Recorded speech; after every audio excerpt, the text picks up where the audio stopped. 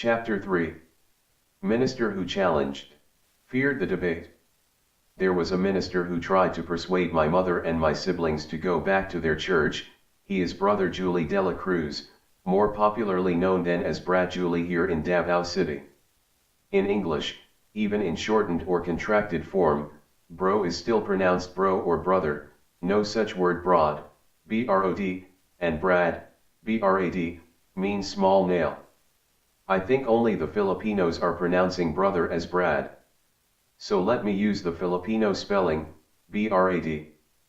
Even I knew Brad Julie for a long time. He indoctrinated me. I don't know his real name, maybe Julio because Julie is a female name. But could really be Julie because I had met real men, not gay, being called in female names, like Charito and Christy. His companions were two deacons. I did not expect them to visit me because I was already excommunicated then. He asked me where my mother resides, so I brought them there. It came out from Brad Julie's mouth that the example for punishment is only Satan's deception. While we were arguing on that doctrine, he challenged me to a public debate. Since I don't have experience yet in debating on stage, he presumed that I will not accept the challenge. He wanted me to sign for a formal debate. The theme he wanted was to prove that I'm Sugao, in English, sent by God or servant of God. I told him, let's prioritize unity in voting. Sugao later. But Brad Julie refused. It did not puzzle me yet. Why he wanted Sugao when the topic we were arguing with that time was about block voting. To evade from the debate agreement, he changed the discussion. He said, so it should fit to you, what you said about adulterers, they are better than you. His reason why those who don't unite are more evil than adulterers is King David. Though committed adultery, he was not killed but only his son through his sin, 2 Samuel 12 verse 19. While for Ananias and Sapphira, the punishment was instant death. My mother and one of my sisters entered in the disputation. That was not election, but offerings. Your example is so far-fetched. Unity in voting, then the example for punishment, Ananias and Sapphira, when that was only applicable to offerings or thanksgiving. This was his answer. Just there you were deceived by Satan. Brad Julie betrayed himself by his own mouth. He was trapped. He exposed their far-fetched example is only a deception, to frighten us and follow them. Sometimes, it's true that evildoer can be caught by his own mouth. Brad Julie betrayed himself by saying, just there you were deceived by Satan. Of course, we understood what he meant. We were deceived because we don't believe their doctrine anymore. But why can't he answer justifiably from the Bible? Instead of defending their doctrine, his answer proved more that it's only a deception by Satan. Brad Julie's excuse why none were punished to those who did not unite with Apostle Paul. I asked him, why are you using Ananias and Sapphira? We can read some who did not unite but were not punished.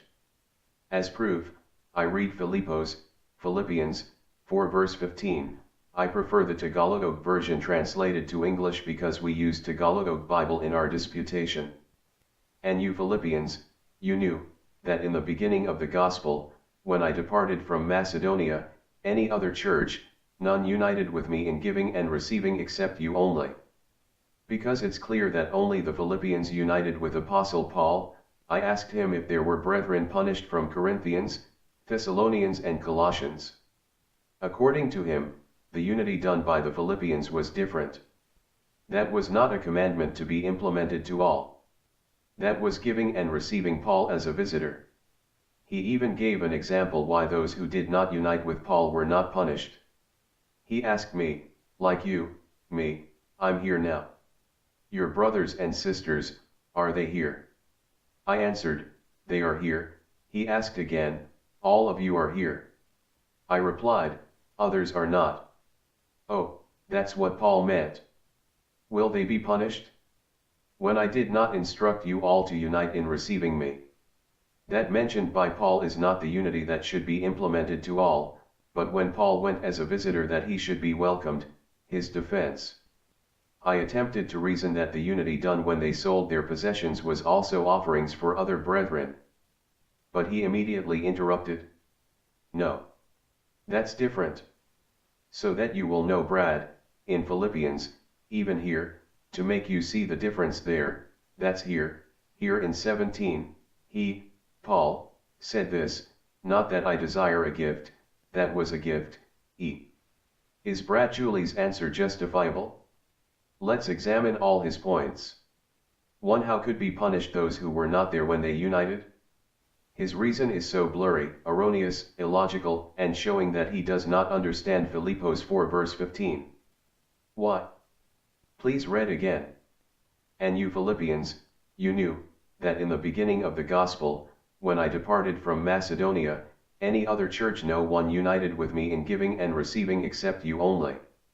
What happened was reverse or against Brad Julie's point. Those who were near Paul did not unite with him, but those who were afar. Perhaps he was about to leave Macedonia when he received the aid from Philippians. If he has already departed, why did he know that they united with him? Possibly, there was already a system of communication and in sending cargoes then. So it was sent to him in his next destination.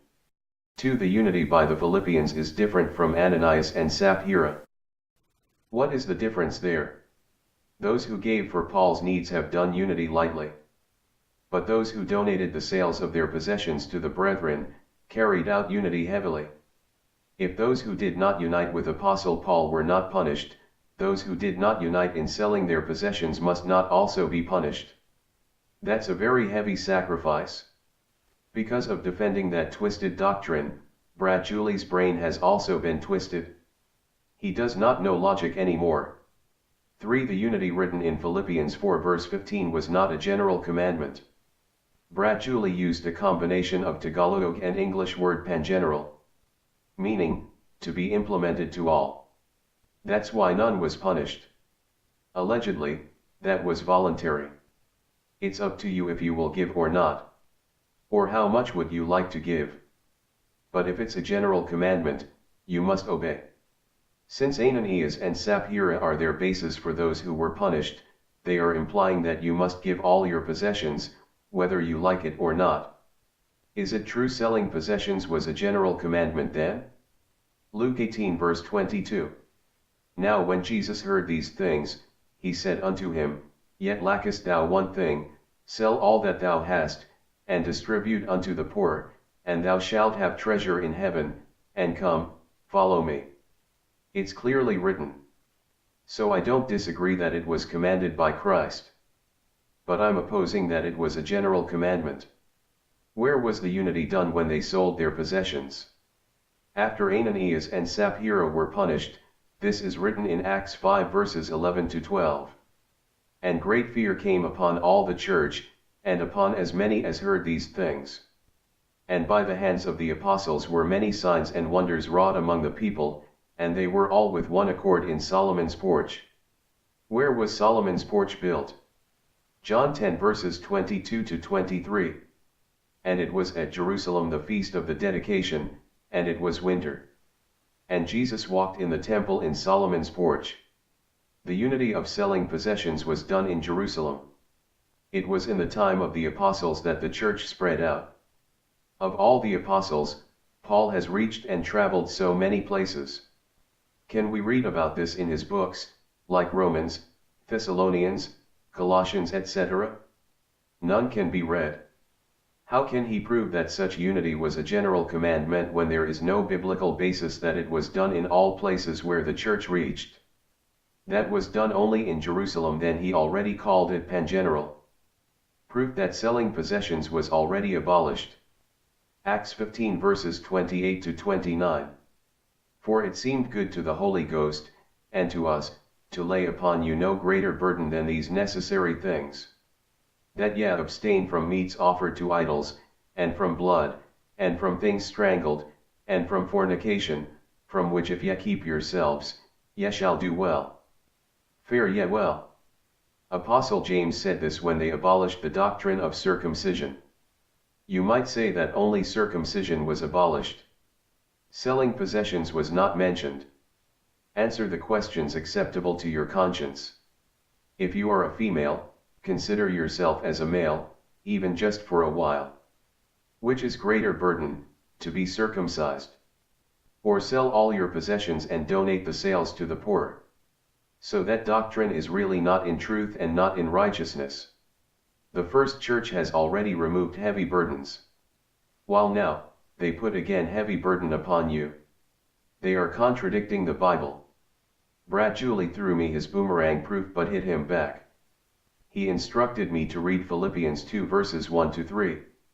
While I was reading verses 1 and 2, he kept on saying, okay, okay, okay. He ordered me to repeat reading verse 2, which refers to unity, and proudly said, you see. Which seemed that such was a solid proof that he was right. When I read verse 3, he kept on saying, yan, yan, and yan. Yan is a contracted Tagalog word iyan, which means, that in English. This is written in Philippians 2 verse 3. Let nothing be done through strife or vainglory, but in lowliness of mind let each esteem other better than themselves.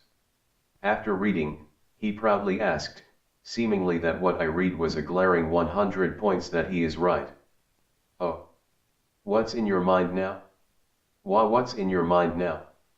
Then I answered, it is stated here, unity must not be done through strife. Why unite in partiality with the candidates? His okay, okay, okay, and yan, yan, yan became heen.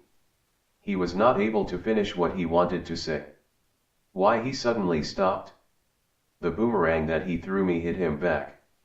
For a while, he thought he got 100 points, and then he realized that was 0. The unfinished Tagalog word is hindi, which means no in English. It is also stated there that it should not be used through vainglory. Why did they use it vaingloriously? They are choosing for us because they are considering themselves better than us. You see? They contradicted. Then I looked at the 2 deacon companions. Why only the administrators are choosing candidates? This was his example. When I asked him, he pointed at one deacon, he gave me. When you asked, you were not given. What will you say? Good. We are both Iglesia. I will shout, good. You will shout, bad. What he said showed that even a candidate has done evil to us, as long as he has done good deeds to them, we must still vote for that candidate.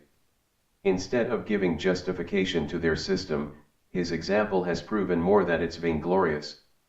It's vainglorious because only the administrators have the right to choose. They consider themselves better than us. They are also afflicting the feelings of brethren. Even the candidates have done evil deeds to us, they will still dictate to vote for them. It's very painful for our hearts to do that. That's why we cannot blame other brethren who chose to be excommunicated rather than follow them. Then they are saying that we have no candidates? What about those they have chosen? Those deceitful ministers made us fools. Brad Julie's words exposed that they are really receiving bribes. But this, I will show you the argument, that I said to you earlier, that you will shout, evil. Me, beautiful. I was given, You were not, These were the exact words he used in Tagalog, binigyan ako, ikaw, hindi, He was trapped again and betrayed by his own mouth. They are really receiving bribes from the candidates. Although what he said was only an example, I believe that it's true because it is written in the Bible, Micah 3 verses 9 and 11. His words showed that it's not only vainglorious, only the administrators choose candidates, sadistic, they are hurting the feelings of brethren by enforcing them to vote for the candidates that they don't like, but also selfishness in implementing that false doctrine. It's also evident that their self-interest is their priority. Even if we or our relatives are victims of violence of a certain candidate, they don't mind. What's important to them, they were given by that candidate. The implementation of unity is not enforced. I said, it would have been better if the chosen candidates were agreed upon by all. That's enforcing. This was Brad Julie's answer, the proof that you are not forced, you are driven away. That's it? Is that a proof that we are not forced? Or proof of being forced because they are driving out? This is the will of God, Isaiah 58 verse 6. Is not this the fast that I have chosen, to loose the bands of wickedness, to undo the heavy burdens, and to let the oppressed go free, and that yet break every yoke? Since that is a heavy burden, oppressive, for you seemed captive and tied with that false doctrine, you must be free. Loose the bands of wickedness. That yoke must be broken. Even in eating and drinking, we must be united. Brad Julie, read 1 Corinthians 10 verse 31. Whether therefore ye eat, or drink, or whatsoever ye do, do all to the glory of God. Then he said, even in eating, you might get mad at me if I will say, don't eat corn, filet only. Here, our aim, you should place in your minds, that we are doing this not for people. Pala is a Tagalog word which means, not milled rice. If this is really literal, why is it that we are not united in eating and in drinking? Why we can eat corn and rice? Not milled rice, pala, for Brad Julie. How can we glorify God in eating and in drinking? 1 Corinthians 11 verse 20 to 22. When ye come together therefore into one place, this is not to eat the Lord's Supper. For in eating every one taketh before other his own supper, and one is hungry, and another is drunken. So they were advised by Apostle Paul, 1 Corinthians 11 verses 33 to 34. Wherefore, my brethren, when ye come together to eat, tarry one for another. And if any man hunger, let him eat at home, that ye come not together unto condemnation. And the rest will I set in order when I come. This is the way to glorify God when we eat and drink, not Brad Julie's way that we should not eat corn but rice only. His reasons are absolutely twisted. He knew that the meaning of what he read is not literal. Actually, we can eat any food that we like except food offered to idols, strangled animals, and blood, Acts 15 verse 29. For edification, not for destruction, is being done by the administrators. Brad Julie, read the judgment made by Apostle James when they abolished the doctrine of circumcision, Acts 15 verse 19, and removed the heavy burdens and yokes, Acts 15 verse 28. He is very foolish by using bases that will self-destruct him. What? Did they follow Apostle James? Did they abolish also that false and worthless doctrine? Did they remove that yoke, a heavy burden? Their deeds are contrary to the Bible. Then, he used James as his example when they did not follow him. His wisdom has really perished because his reasons are all twisted. Instead of using his biblical basis to prove him right, those only proved him really wrong. What they are doing are contrary to his proofs. Should we submit to the administrator even whatever he wants us to do?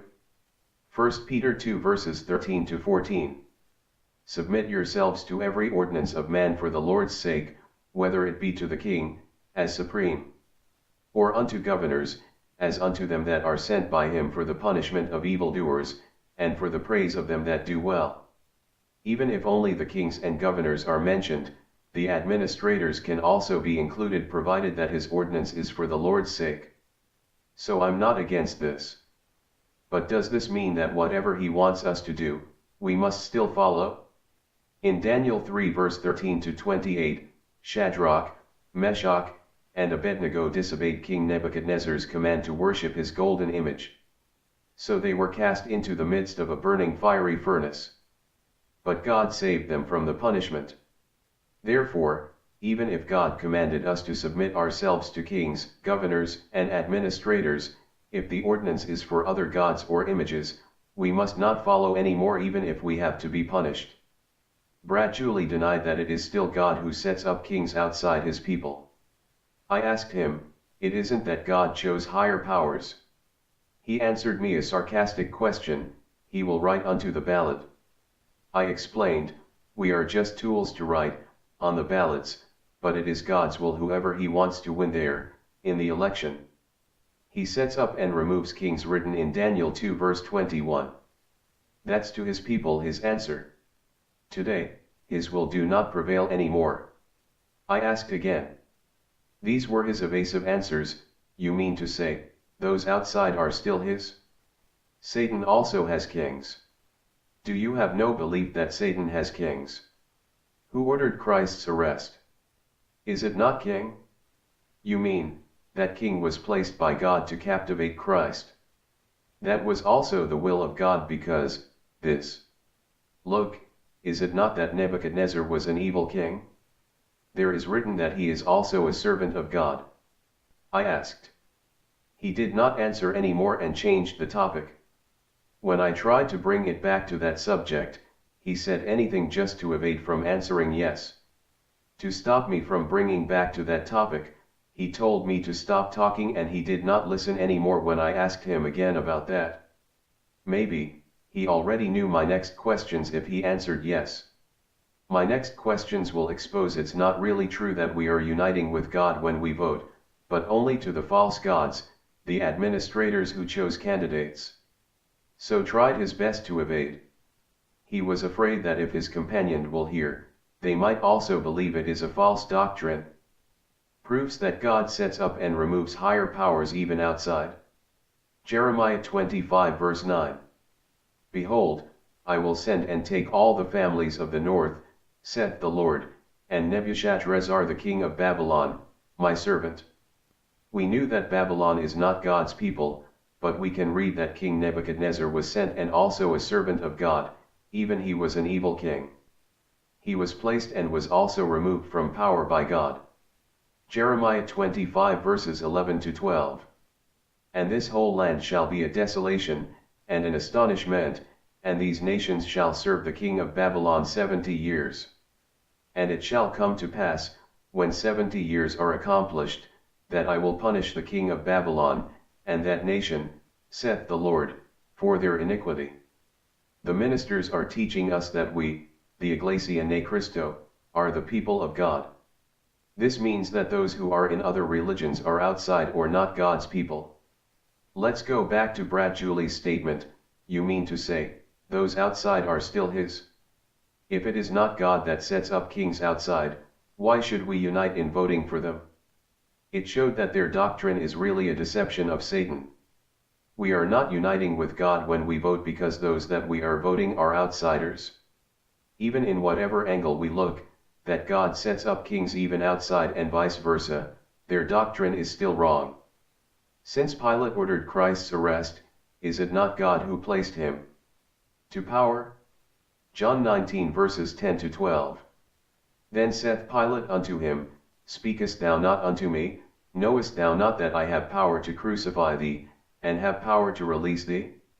Jesus answered, Thou couldst have no power at all against me, except it were given thee from above. And from thenceforth Pilate sought to release him. If Pilate's will prevail, he wanted to release Christ. Even if he said that he had the power to release, his will was not fulfilled. In Christ's answer, he declared that it's really God that gives power. But there are limitations to the powers given to them. The power to release Christ was not given by God to Pilate. Why must Christ be captivated and crucified? Matthew 26 verses 54 and 56. But how then shall the scriptures be fulfilled, that thus it must be? But all this was done, that the scriptures of the prophets might be fulfilled. The will of God prevailed to fulfill the scriptures. What Brad Julie said, king of Satan failed again. Proof that their doctrine is really false, Brad Julie feared the debate. He refused the theme unity in voting when it was the topic that we are arguing that time. He wanted me to prove that I'm Sugao. No. Unity in voting first. Sugao later, I said. No. Even this is your house, Brad. He was so mad. For his obstinate refusal on that theme, my mother perceived him already. Since she was then enlightened that such doctrine is really wrong, with a tone of challenging, she asked Brad Julie, I thought, both of you will sign. Since I have no experience yet in public debate, I also don't know the contents of a formal debate agreement, he supposedly should write because he was the one who challenged me. So I asked one of my sisters to look for bond papers for Brad Julie to write. He adamantly refused. That's why I also perceived him then why he does not want unity in voting. He certainly knew, he shall be defeated. I perceived that his challenge was only to shock me. He thought I will be afraid to face him because I don't have experience yet. So he used psychological warfare on me.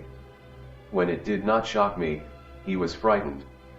Since I already know basing on his reactions, that he is the sure loser, I said to him, no chance to win. That's the time my mother completely believed that I was right.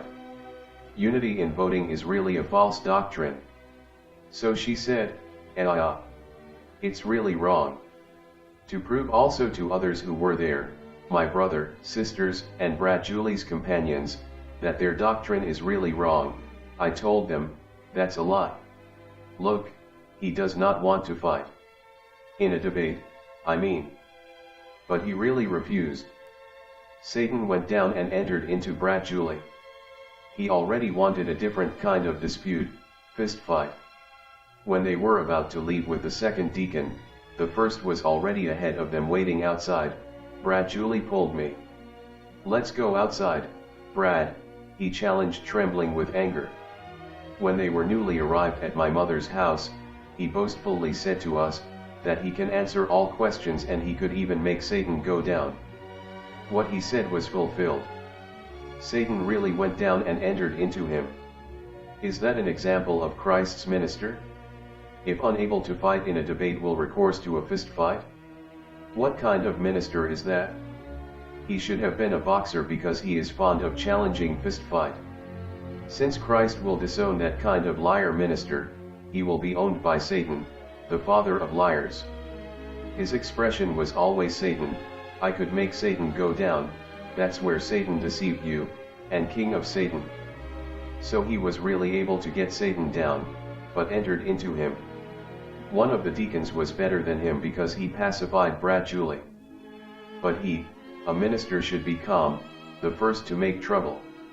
Why Brad Julie feared the debate?